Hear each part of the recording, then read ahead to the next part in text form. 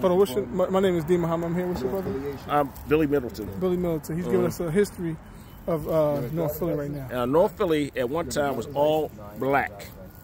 Was from this corner here to Broad Street. It was all black. You never went down to the city. You never went nowhere because you had everything here. You had a candy store right here. You had 2 supermarkets here. You had 5 and 10 right here. 5 and 10. Supermarket.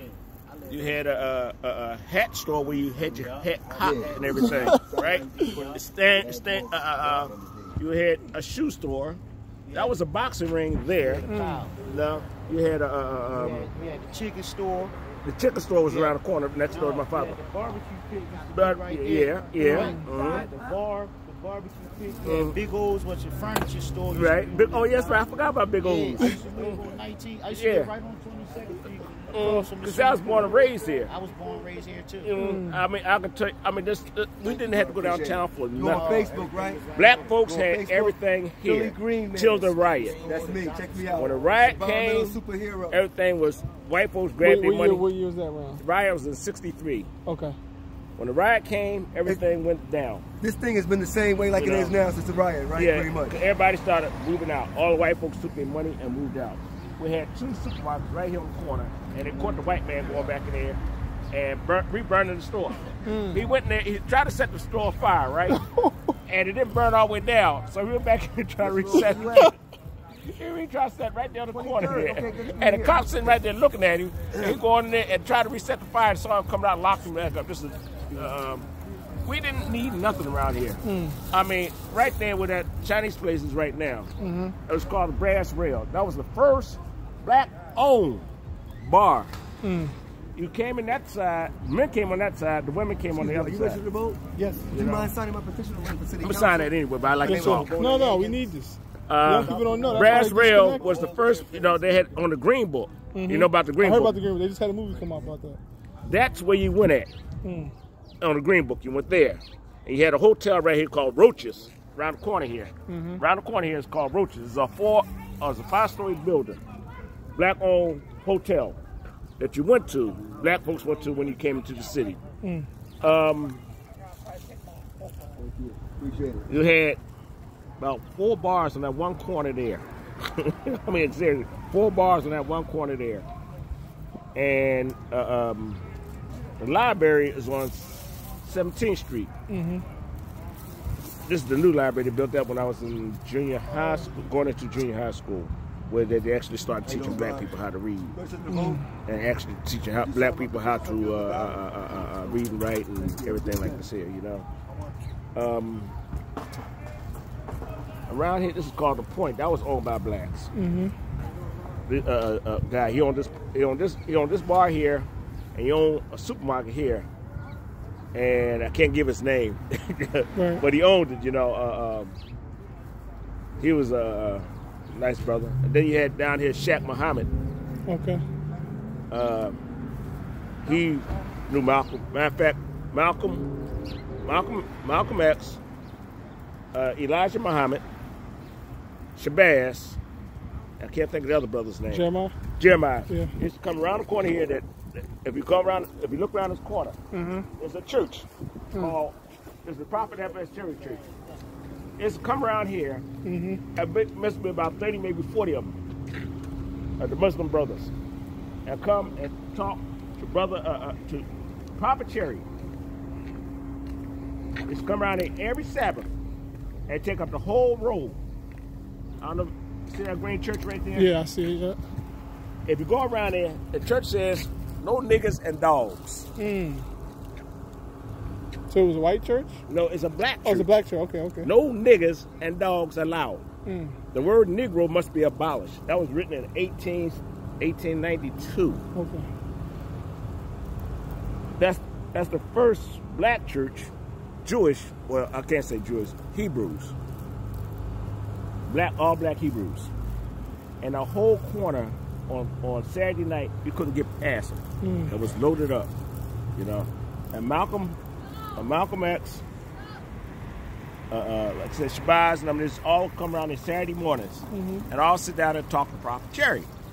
You know, because Sabbath, you know, it's the Sabbath, Sure. Yeah. and you can come in there and express yourself. You know, you was not. I mean, if this is what you thought was wrong, you was able to stand up and say this is wrong, or this. If you find something in the Bible, say, well, explain it to me. They would explain it to you. You could take it or leave it. Right. You know, this is where they was. It's like a school. Right, It's a school, right. a university. So you open up a store on here on 24th and Ridge. And when my father got out of jail, he told my father to open the store next to him. My father was a political prisoner. What was his name?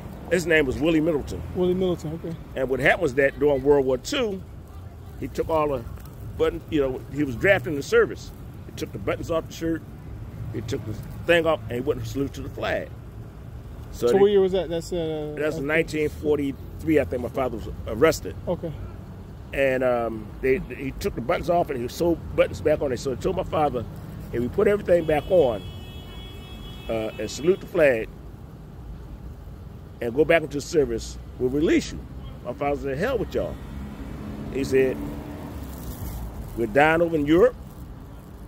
We're dying here in the United States. We can't go home and see our families. The hell with y'all. He said, if Hitler win, I'm still a slave. He said, I'll go back to the United States, I'm still a slave. The hell with y'all. Yeah. So he would not do it. So they sent him to Sing Sing. Fort Leavenworth. They sent him to Fort Leavenworth. There, he had to lock his own self up because they had bets on that he was going to run. My father said, what's the sense of running? He said, y'all going to find me, so I'm going to do my time. And that's where he met my mother at. And he came out to Prophet Cherry, and my father opened up his own business. And so we didn't sell pork, we sell kosher meats. And as I came up and came to the system, I had to stand there and get my knuckles cracked because I refused to bless the flag. Because it was not my flag. This was not my country. This is still not my country. You know? No, this is your country. No, it's not. Not in the sense, I see what you're saying, but your father and others before us didn't go through what they go through for us not getting a piece of this. So we got to create our own. Yeah. So I know what you're saying. Even today, they still shooting us down like dogs. Even today in the courtrooms, they're still treating us as slaves, you know? We're going to certain parts of this country, they're still lynching us. But it's kept quiet, just like, what's his name? They called him Refrigerator. The football player was played for the Eagles. They called him Refrigerator. He played for the Eagles. Reggie White. Reggie White. Yeah. He had a Rainbow Church. It didn't come to light that over 100 black churches was burnt down in the South until his church was burned down. Now they came to the light that they burning down churches. Yeah. But it's not in the news. The Klan is still lynching people. You know, nothing has changed, really. It's just that everybody's trying to be, we want to love you now. No, you want to love me and put a knife in my back at the same time. You know, and this is what I look at it. You're not my friend. You know, you're finding everything negative about us, but yet you don't want to. Yet you're gonna try to be a friend of us. It's not on there. You're not a friend of us. Right. You know, and what they did was give us Obama. I don't got it. You got the pen? Did I give you a pen? Let me check.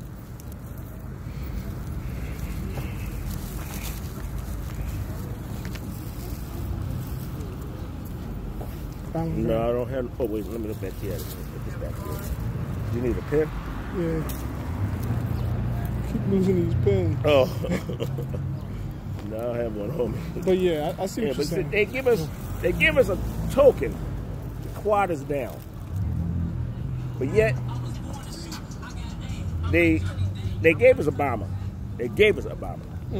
Obama didn't win by, they gave us him to quiet us down because we're moving too fast. They are scared of black people. They're giving us, and at the same time they're doing, to keep us down, they're allowing these drugs to come into the neighborhood. If I, with a high school education, know how to stop the drugs from coming into the city, which I know how to, stop all this on the corner here, if I know how to do it, what do you think a man with a 12-year college? Yeah. I got a high school education. Just like them fires out there out west burning, I know how to stop that. They know how to do it too, but they won't do it. It's all that the people that owns this country keeping things the way they want. You know, the drugs that's coming to this country can be stopped. The drugs come across the border, it can be stopped. They don't need no damn wall. Right. You know, because you got so much land between through Mexico to get drugs into this country. You can't stop it. That's smoke. I mean, they're pissing on each other. It's raining. This crap that's with Trump. Trump is just something to throw everything off. Something's getting ready to happen right now. Yeah, you can feel it. So they throw Trump in there to confuse you more. They threw Obama to calm us down. Then they threw Trump in here, keep the white folks like, oh, we're still thinking about y'all. You know, y'all still not playing. We just had to get the black folks something to shut them down. You know, good point. You know, and all the black folks now like, okay, we got a black president. Let's stop fighting, y'all. Let's go back to doing what we're gonna do, killing each other, selling drugs, and everything else. You know, but they got a bigger plan for us. You know, see, we are the heart of this country. We are the heart of this country. I believe that. You know, and without us, this country will fall every time. Just like we go from the beginning to the end. The Star Spangled Banner is a smack in the black man's face, because when Francis Scott Key wrote that, there was 8,000 slaves fighting against the United States. Fighting against the United States because they said the hell with it. Let's go with Britain, because Britain gave them a promise. Yeah. And when that battle was lost, they took them back to England with them. They didn't leave them here. Right. They put them on the ships and took them back to England with them. This is why you see all these black British, and you know, like look like. Yeah, it's a lot over there. what are you dark? And they stand up and tell you quick, fast, and early. I'm an Englishman. Yeah. Because it's their country. You know. But the blacks that fought for the United States, their ass went back to slavery. You know, just like what they did to the Indian. You know, they even made movies. Now we look at the movies. He was a savage. Wait a minute. You took his land. You went to his house. You murdered his wife, killed his kids, and took his land. And who's the savage? Now, when he got mad and said, well, wait a minute, let me fight for my rights, for my freedom. Oh, you're a savage. Come on. I mean, these cowboy movies should be burnt. Yeah. Wild West. All that shit should be burnt. Yeah. Because it's a part of your history, part of your savagery. I mean, you're going to tell people, get off this land, I just bought it. What? My family been here for thousands and thousands and thousands of years before you even got here. Oh, I don't care. Get off this land, I just bought it. Who did you buy it from? Who did you buy it from? Right. That damn William Penn statue should be pulled the hell down, you know, off of City Hall. This country should be ashamed of its history. But yet they're going to tell us how proud we are. How are you going to be proud of something that y'all just savagely did to get this country? And still doing it. Yeah. You're still doing it, you know? But you're doing it quietly now. You got a racist-ass president right now. When that white girl hollered, she was raped by 8 black men. Donald Trump took out a whole ad, two big pages like this here. And said, these animals, he called all black people animals. He said they come from animals, and they raped this white girl. Come to find out, all the white girl did was have sex with her boyfriend and got pregnant. Scared to tell our family, so she said these black men raped her. Yeah. Donald Trump never apologized. And Donald Trump will never apologize for anything he do. You know? And like he grabbing the women and everything, you know, he even said, you know, he grabbing the couch, you know. That's how he grabbed them, you know. And these women backing him up. Well, yeah, and that's what I'm saying. What can we do in our state? I think, you know. Like you said, do this here. Exactly. Bring our history back. Let people know how we came up. Exactly. Let the children know He got a young boy over here right now. And I'm looking at him, and I'm thinking, I wish I could help him. I wish I could help him. He's standing out there. He's not going to school. He's out there trying to make that money because he's looking on TV, the thugs, looking at the bright life, looking at the dollar bill. He don't know. You out there standing on a corner. You're not going to make it to 40. Yeah. If you do make it 40, it might be 1,000 of you like that there. After 1,000, maybe 8 will make it. Because you stand on the corner, y'all going to start shooting each other. They're going to kill each other. This is why they allow the drugs to come in there, because this is where you can't kill a roach, but you can keep them down. You know, we're like roaches. You kill one of us, 10 more come up. But see, they got to figure out, now they're full of drugs in the neighborhood. Let us drop out of schools, have no schooling at all. We become ignorant. We become dependent on them. Slavery all over again. See, the 13th Amendment did not free us. Right. It just made legally slaves all over the country. Yeah, and the prison penal system. That just made it more legal. At one time, they had, I was looking at, because I looked at Black history. They actually had a 10-year-old boy, children, on chain gangs. Yeah. So. You know, and Black people need to see this here. This is why we need to get more Black people involved, not no crooks. Sure. And that's another thing that pisses me off. You get elected, you get in office, and you turn your back on us. That's what I'm saying. You got to hold them to the fire, man. You turn around, you take the money, and you go right to the white man and say, I screw these people. Well, you know, as long as you keep my pockets filled up, you know, and nothing gets done. This is what I like to see now. You know, I went to see Cecil B. Moore when I was a child, and I had 2 teachers. I wish I could thank them today. I was Mr. Frazier. I went to Carver School. I was Mr. Frazier and Mr. Peterson. Mr. Peterson, he was a man. He used to take us down here when Cecil B. Moore came down here to the 17th Street court. At the time, he used to have a court down there. They used to take us out, you know, select a few, and we go down there and see Cecil B. He sit up there like, and I never forget, he sit up there actually with a cigar in his hand and do like to say, he was sitting in the chair, and he actually would sit like to sit in the chair. And he wouldn't open up his mouth, he'd go,